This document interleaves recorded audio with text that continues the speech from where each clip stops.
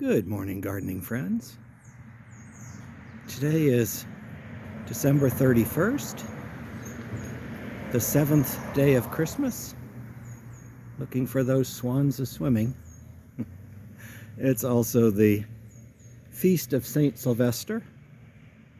He was one of the first popes that had set up the Council of Nicaea and also baptized Constantine. And of course, it's the big party night.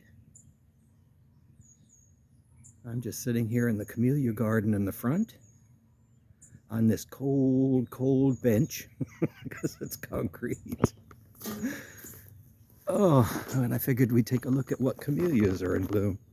I still have this white camellia blooming. It's an unnamed variety. It's double white, kind of like the Professor Sargent, only a white version. Professor Sargent is the red version of this. Flowers do look pretty. They last forever on the bush. And they slowly turn brown like that. They start turning a little brown, but they still look pretty as they age. Oh, here's a nice cluster. And if you cut them and bring them in, they'll last for 2, maybe 3 days. And then you'll look and they will have detached from the stems and they'll just be laying on the tabletop. They don't tend to fall apart like peonies do, but the whole blossom tends to just fall off the stem. So if you want to enjoy your camellias longer, leave them on the bush. Guess that probably goes without saying for most flowers. This is a particularly nice stem of my autumn carnation. It was pitiful looking last year when I cut it back because it had some dead in it, but I almost could cut that and make a beautiful arrangement just by sticking it in a vase. But again, you can enjoy it for a couple of months this way. And here is my Professor Sargent. This is my favorite of the camellias. That's not a particularly nice version of it. Here's the more like what I remember. Of course, I'm crushing it. I can't really. There we go. I like the way it has that clump of tight packed flowers in the middle and then gets,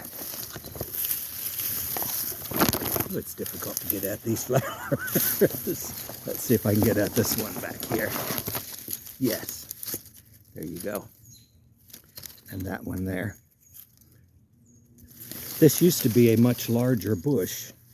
It would probably about 8 foot tall or so.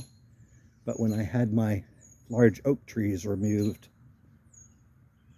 oh, I guess now about 7 or 8 years ago, they had to drive a truck through this garden.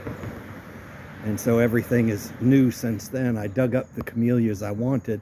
The Professor Sargent, however, was too large to dig, so I told them to be particularly careful about that as they drove their trucks through.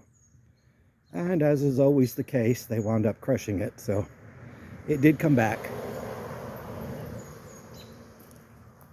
Here you can see the new gardenias are greening up nicely.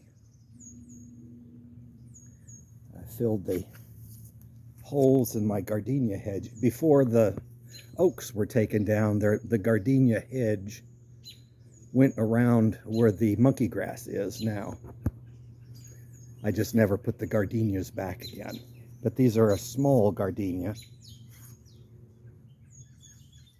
I don't know what the politically correct version is anymore, if it's dwarf or midget, but they're small gardenias. And my cassia is still in bloom. Unusual for the last day of December, because by now usually frosts have killed it. We've had a number of cold days, cold nights I should say, well, and cold days. In fact, I have some firewood. I may do a fire today. But we haven't had a killer frost yet. We've had 3 nights in a row where it's been in the mid-30s. And let's take a look at the front. Frost has dusted the roofs of the house and the garage, but nowhere else. Here you can see this little corner garden is still looking good. And the winter rye is looking fantastic. It'll stay green through the winter, and of course the heat of the summer will knock it back.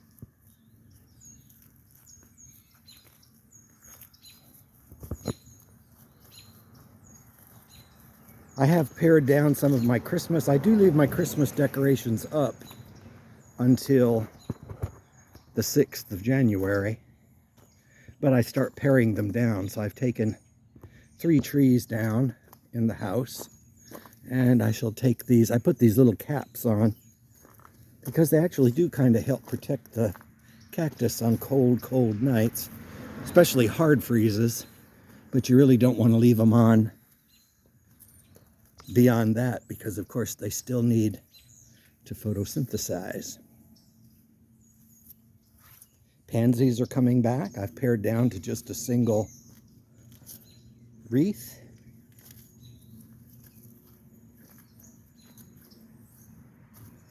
Now is when the Nandina berries really come into their own. It does give some beautiful winter color. And you can tell we haven't had a bad frost. Let me put these caps down here on the table, because my Australian tree fern hasn't been touched yet. I did have to stake it up. It did really well until we got a really windy day what, about a month or 2 ago, and it basically just flattened it right out. It didn't break it, but it didn't want to stand up on its own, so I went ahead and staked it. I did use some of my potager yesterday. I went ahead, I still have dill, not bad for December 31st. Dill has grown very slowly, but it's still there. I made some herbed potato salad, so I put in some fresh parsley and some fresh dill. Of course, these paper whites have been blooming now for a couple of weeks. And you can tell we haven't had a frost yet, because even though the Thai basil is paring down its leaves, it's still green. Usually it turns brown and dies.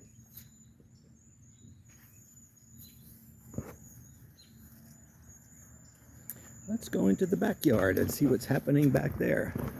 Here's my white dove's sasanqua is still blooming. I don't know how long that's been in bloom now. My guess is at least a month. More than that, I just don't know exactly how much. Still have my coleus blooming. It looks pitiful because I cut it back, but it's still there.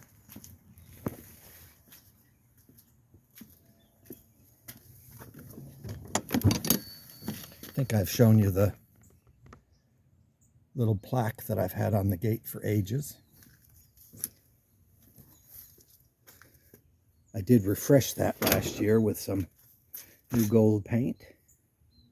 Here you can see the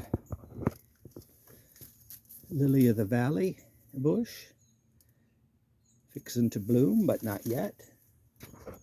I still have my angel's trumpet. The frost hasn't hit it yet. Definitely the air potato has been hit by the cold, so I'm going to have to go ahead and clean that up. I'll probably remove all the stakes. And I hear baby, don't see her yet. This camellia archway is really coming into its own now. I do like the red with speckled white bits. And here's one solid. But mostly they're speckled.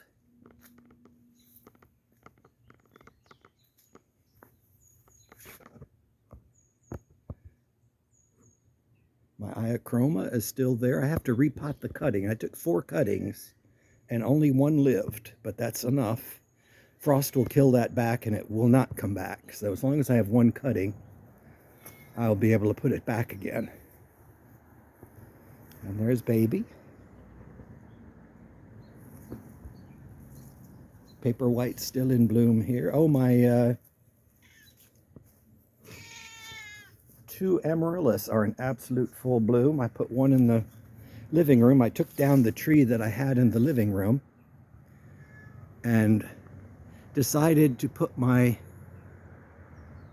ponytail palm there. That was where the ponytail palm lived for quite a few years. And so I went ahead and I had repotted it last year, and it got to be in a heavier pot. And it was kind of becoming a pain to bring it in every time a chance of frost was near. And rather than keep putting it in the garage and out of the garage, I just decided to find a permanent home for it in my living room. So hence the tree had to come down. So where the tree was, I now have the ponytail palm, which on its stand is as tall as the tree. And midway, I moved my potted paper whites, and then the new poinsettia I put at the base. So it fills the space of the tree with plants, just different ones. Winter rye is really good. It always does really well back here. It seems to like the shade that it gets in this winter time. It has been cut once. Still have flowers on my new knockout rose. Azaleas, of course, are still blooming. The old knockout rose doesn't have flowers, but it's still alive, so they'll come. This garden really looks nice here. Next week is Big Trash Week. I am going to take that tall holly down at some point. I don't know if it'll be this next week or not. But this area is really the sunniest spot of my backyard.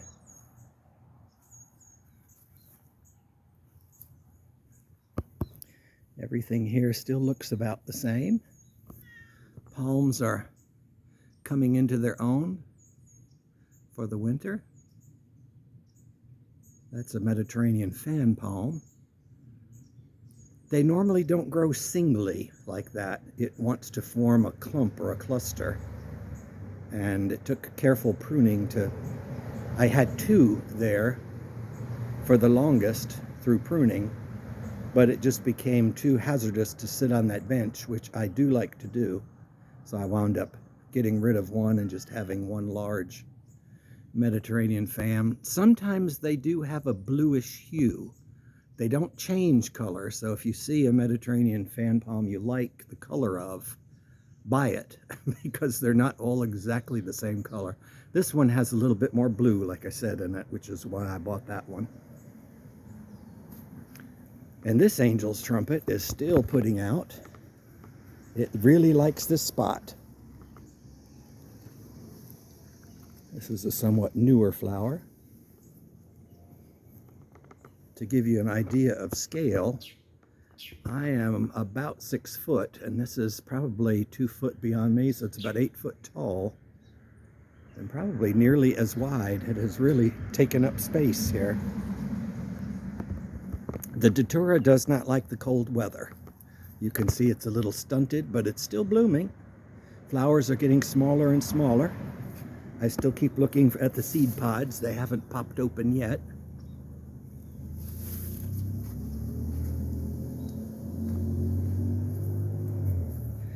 Everything's still looking lush and green over here, including my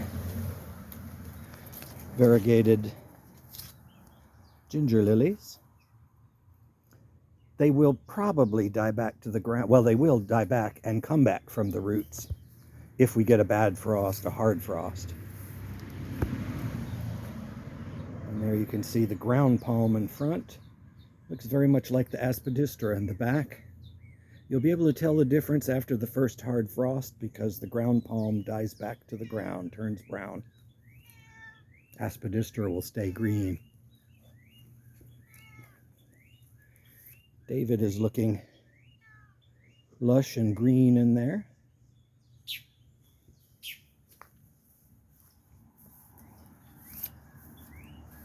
My lady palm, if I can get it so the sun's not reflecting in the camera, is looking good.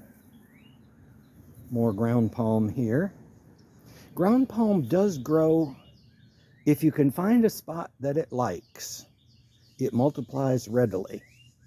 This is about the third spot that I put this in. And it really, really, really loves this because you can see the size of the leaves. They're huge. Because of the runoff, you fertilize palms very heavily. And so they get the runoff fertilizer from the palm. Haven't seen baby in a couple of days because it's been so cool over here. You can hear the birds. They're jabbering away because they don't like baby in the backyard. Kumquats look really nice. So a lot happening for a December 31st garden tour. I didn't pull up last year's garden tour about this time, but I don't recall it being this green. We had frosts a little sooner, if I remember correctly. My bananas, let me get here in the shade. You can see the frosts, they got a little touched because they're a little brownish at the top, but the frost just settled here and there. The new growth, because of the way they fold up, wasn't impacted yet, nor is the growth down here in the leaf cover. I'm fully expecting to not cut these smaller ones back because the leaf cover of the needle palm should, unless we have a really, really cold hard freeze in the low 20s, it should protect the banana leaves. Still have my rose, although it's not looking as good as it was. It'll probably fall off when I touch it. No, it didn't. Still has a fragrance, even though it doesn't look all that good. Here's where I put all of my semi-hardy plants up against the wall. Unless we have a hard frost, they're doing okay. The plumeria is going to lose all of its leaves as long as it doesn't get hit by a hard frost. Once when the leaves fall off, I'll put it in the garage. And something's been digging in my pots again. That's where I had the caladium bulbs. I went ahead, something likes caladium bulbs, likes to dig them up. Not eat them, but dig them out. So I went ahead and dug everything out of that pot and put the bulbs in a baggie and have them drying in the garage. But fortunately, it's only hitting that one pot, so for now it's okay. And here you can see the loropetalum is starting to bloom on this side. Flowers aren't really spectacular, but for this time of the year to have something bloom, it's kind of spectacular enough. This is the side they were blooming for the last few weeks. Loropetalum does do well in pots. This side is probably about 4 or 5 years old. And what I do is I don't take them out of the pot. You'll see the soil will disappear with time, probably all being absorbed up into the growing parts of the plant. So I top it off every year with, I just use potting soil, or something with some fertilizer in it. And then I do use slow release fertilizer. That loropetalum has been in that pot now for 10 years plus. And of course I do prune it to keep it that size. It's basically a large bonsai. But just something to keep in mind, you can keep loropetalums low. They'll grow 20 foot tall if you let them. But they do make a nice pot plant. They will turn in the heat of the summer, they turn a purple color. So they give you color and then flowers this time of the year.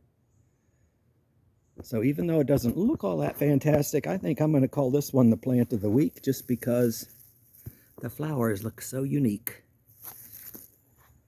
So there you have it. I wish you all a Happy New Year. Happy 7th day of Christmas. give a view over here.